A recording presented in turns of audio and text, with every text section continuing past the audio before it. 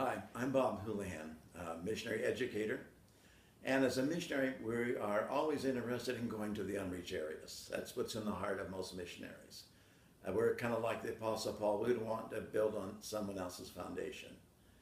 From the very first time I became in missions, way back 40 years ago, I was interested in the nation of Cambodia, especially because it went through so many problems with Pol Pot, where 2 million people were executed out of a nation of 8 million people.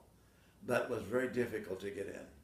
I was even working in Vietnam, and they said it was too dangerous for me to go in. They were going to take me in, the military. So we waited, and finally we began to pray, and the only way we could get in would be go through Vientiane, Laos. That was the only flight in at that time. A friend and I were walking around the city, praying and asking God for help. What could we do? We went to the Cambodian embassy in the city, and strange as it may seem, the ambassador from Cambodia to Vientiane invited us in to have a meal with him. He was a fine man that was concerned about his nation at war and the many people who were dying. We spent hours with him talking about the work that we have done, the church over the years, and that we would like to help in the nation. And he was going to try to get his visas on the next day. So we had a whole day to kill, and I was walking through a Buddhist temple.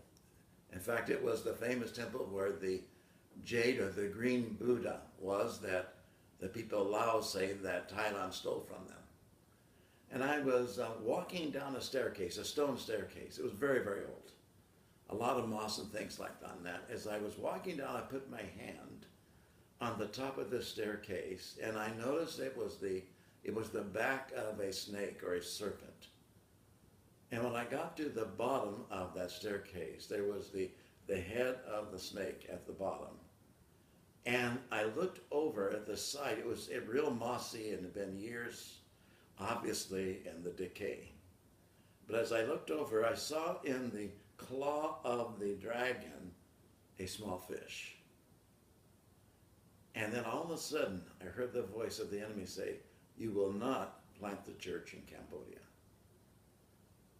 Friends, I tell you, the enemy is trying to against us. In fact, Paul said, I read this morning how Satan opposed him to even going to Thessaloniki. When I heard that voice, I said, no, we are going to get to Cambodia.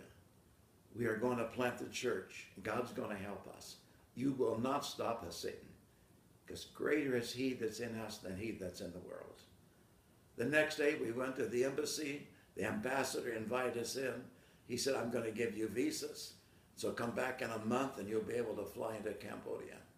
And that was the beginning of an incredible time in my life and the life of my friends in seeing God plant the church in Cambodia. The very first church we planted in Vientiane, in that's a great city, was the Jerusalem church. And that church actually began to grow. God began to do mighty things. There were so many needs. Open doors came all over.